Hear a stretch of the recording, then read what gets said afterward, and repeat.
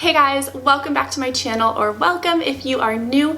My name is Tara and I am a mom of 2 boys, a 3-year-old and a 1-year-old, and I make motherhood and Montessori videos here on my channel. Today's video is how you can start Montessori in your home for $0. So if you've been thinking about starting Montessori but have been a little bit turned off by some of the high price tags that you've seen on Montessori toys and different Montessori products, then this is the video for you, because I'm here to tell you that you can get started with Montessori for no money at all.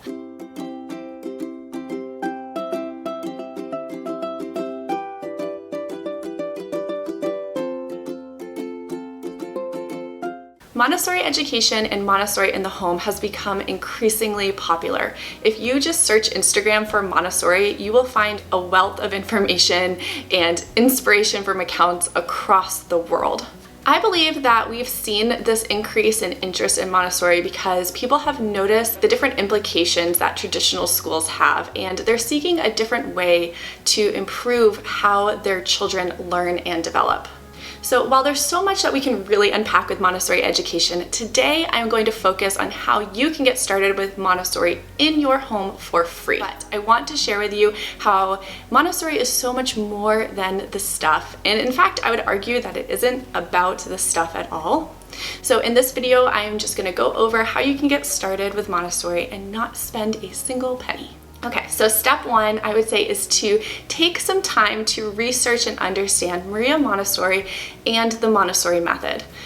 I know for me, when I got started in my Montessori journey and doing Montessori at home, I wanted to jump in and do like everything that I could as quickly as I could.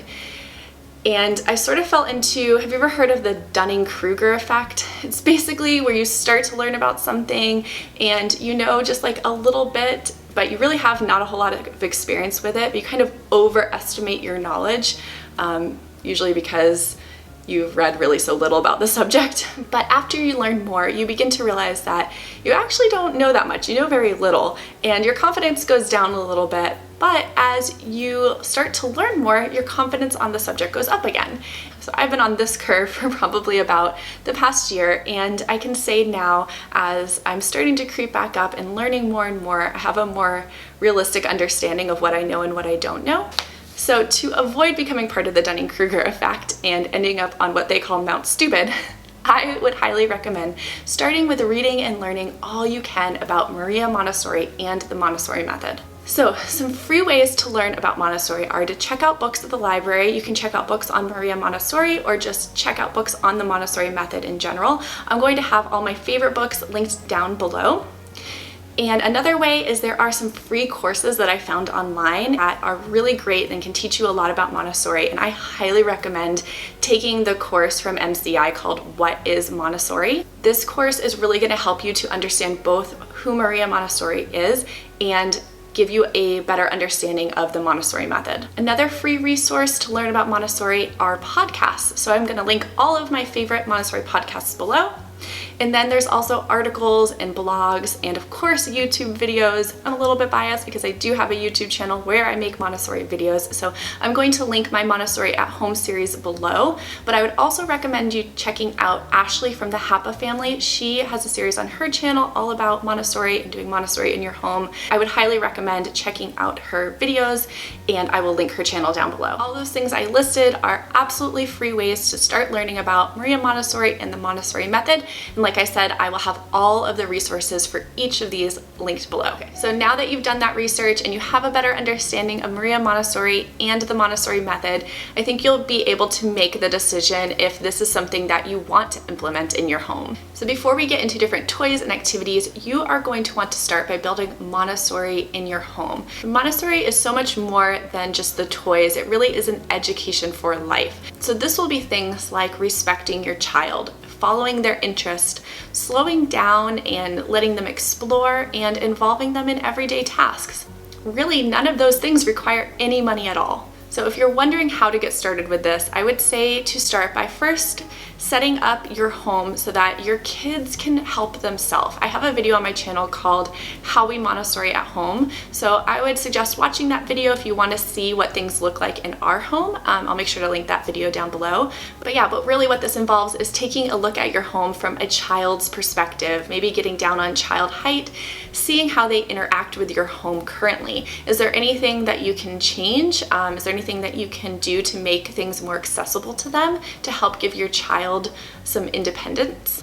And then also involve your child in daily practical life activities. And I do also have a video on practical life activities, so that will be linked down below. But these are really just activities that you do around your house every day, like laundry and dishes and that sort of thing. So you're gonna wanna start involving them and letting them help out to their ability, and really just be part of the family and have that life education start in your home. I'm a firm believer that there is no one right or wrong way to Montessori at home, and every family and every house is going to look a little bit different based on your needs. With all of these things, you are going to want to be following your child, and that is really the key to Montessori. What are they interested in today, and how can I help them explore this? Those are the questions that you're going to be asking yourself as you do any activity throughout your day. We want to allow them independence and provide them tools and opportunities that they need to succeed. And this doesn't always necessarily mean providing them with a purchased product. A lot of times it's providing them with time or just changing things in your home that allow them to succeed or be more independent.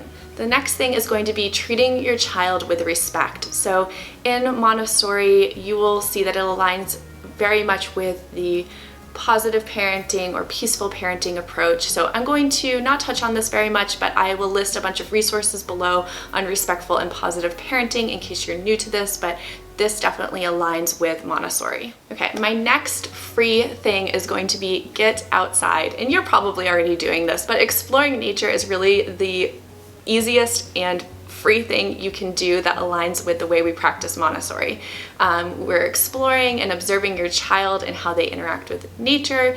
You can go dig in the dirt, go to the park, splash in the mud. I mean, really, there is no end to this. You're gonna wanna follow your child and their interests, so make sure when you go outside that you're not on your agenda, but maybe that you're on their agenda, that if they want to search for bugs, you're searching for bugs with them. Getting outside and connecting with nature is such a great way to experience Montessori in such a natural environment.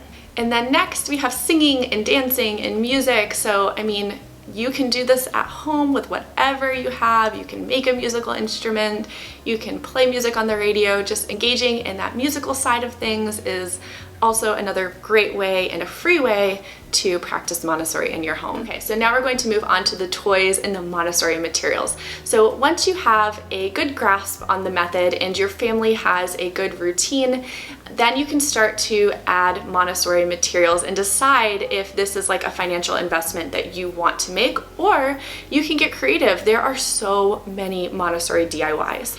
Before purchasing anything new, I would just take a look at the toys that you currently have and just the way that it's arranged. Is your toy area cluttered? Do you have a bunch of bins full of toys that your child needs to dump out in order to play with them? I would start by simplifying the toys that you already have. So this will look like putting excess toys away and getting rid of any duplicates, and maybe even start doing a toy rotation.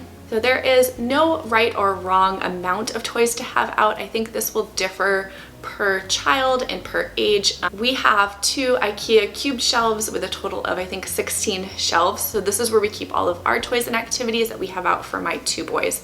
I don't know if that's helpful for you, but that's what we do in our home. So in Montessori, you will see just fewer toys in general, and a study in psychology today concluded that toddlers that were given less toys had a greater quality of play, and they were more likely to play in a more sophisticated and advanced way with those fewer toys. So when you're displaying toys, you'll want to try to display them at child height on low shelves if possible.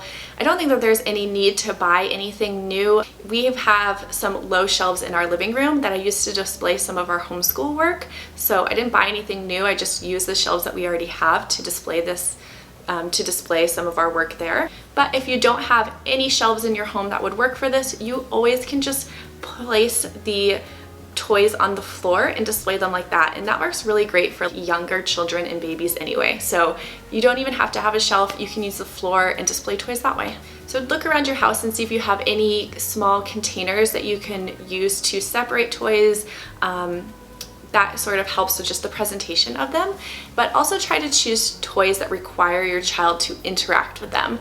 So when you're choosing toys that you are going to keep in display, think about the quality of the toy. You probably have noticed that Montessori toys are usually made of natural materials like wood, but I believe that plastic toys can have a place in the Montessori home as well. But in Montessori, there is an emphasis on steering clear of the flashy, noisy, battery-operated toys, because these toys only serve to entertain, and it really actually can distract a child's concentration and really hinder their creativity. So what I do when we have some of these toys is I just take the batteries out and I let the toy operate as if it was just a toy without batteries. There are a few exceptions that I have to this. I do have some cars that make like the real noise, like an ambulance that has a siren noise. So I've left those batteries in there just because I feel like it does make the real noise. It's not like playing a song or the alphabet. And then we do have some of the noisy animal series of books, and those make the real animal sounds, so I've decided to leave those in there. My boys really like to hear the animal sounds, and I think they have like noisy vehicles as well. So we do have some of those books, but outside of that, we really don't have any toys that are battery operated and make noise. When it comes to toys, I really think that this is where you need to decide what's best for your family and to follow your child to see what seems best for them and what they are engaging with. If you do desire to have Montessori materials in your home, there are so many DIYs that you can find. I'm going to list a few of my favorite DIY materials, but these are only a fraction of the amount of DIYs out there. So check out Instagram, check out Pinterest, and you are going to find so many ideas. I made a video all about DIY activities for 6 to 12 month olds, so I will link that down below. One of my favorite DIYs is the Object Permanence Box. So this one is from Simply Play Today. So I'll link her blog down below where you can get instructions on how to make this DIY Object Permanence Box. And another great DIY is a DIY Spindle Box. This is super easy to do. You can really just do this with any materials you find around your house. This one is from Chalk Academy, so I will link that blog down below. And these are some DIY color tablets from Imagine Our Life. So I will link that blog below. But yeah, those are just a few of the DIYs that I found, but like I said, there are so many out there, so I'll link those below if you are interested in doing any of those DIYs. Another great resource that I use for Montessori homeschooling are the free printables that you can find online. I love finding these printables. They're great for lessons, and you can even laminate them if you wish to. It's not necessary, but if you want them to like last longer to pass down to siblings, that's a great way to make them last. I'll have a list below of some different free printables that we found that we use in our home. I think that I've got like 5 or 6 different places that I usually look for printables, and those will be linked in the description box below. So another free thing I want to put out there is connecting with other Montessori parents. I feel like this can really just enrich your Montessori experience, and I know that this really isn't easy right now because we're in the middle of a pandemic, but you can always connect with other Montessori parents by joining a Montessori Facebook group, and this can either be local or global. I think that you really could learn a lot from connecting with others. Another great resource is to see if you have a Montessori playgroup in your area. There's only so much that you can learn from books, and sometimes the best way to learn is through experiences and connecting with other people. And also, if you live near a Montessori school, I'd take advantage of doing a school tour. Again, this may not be available right now because of the pandemic, but visiting a Montessori school can give you a better idea of what Montessori education really looks like. Alright, that's all I have for today's video. I hope you guys learned something new. I'm going to have links for everything that I mentioned in the description box below. And if you have any questions, don't hesitate to leave me a comment down below or DM me on Instagram. I love connecting with you guys and learning about your Montessori journey. If you like this video, give it a thumbs up, and don't forget to subscribe because I make new videos just like this every week. I'll see you in the next video. Bye!